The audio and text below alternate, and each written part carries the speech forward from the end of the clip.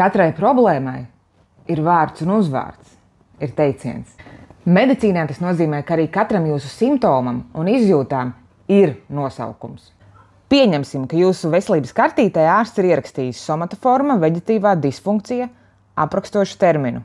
Orgāni ir veseli, simptomi ir īsti, un tos izraisa trauksme vai neirosistēmas disbalans. Dzīvotājs būsiet. Un kā to visbiežāk izprot pacients? Orgāni veseli, viss ir kā kārtībā, bet es tāpat jūtos baigi sūdīgi, simptomi ir baisi.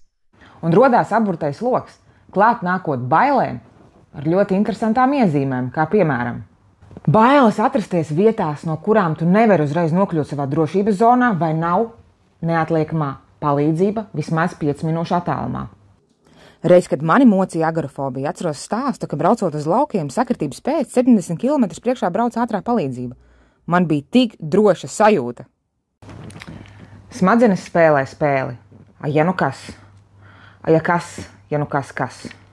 A, kas, ja kas? Un vēl ir sajūta, ka tavu dzīvi filmē Netflix dokumentālais seriāls. Visi visu redz. Visiem viss interesē. Un tu nevari būt pārāk garlaicīgs.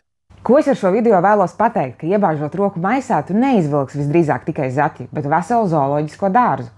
Ir svarīgi saprast, ka ir vesels trauksmes spektrs, un katrs šis trauksmes traucējums prasa savas rūpes, savu pieeju. Tādēļ ir ļoti svarīgi izrunāt visas savas sajūtas ar savu speciālistu.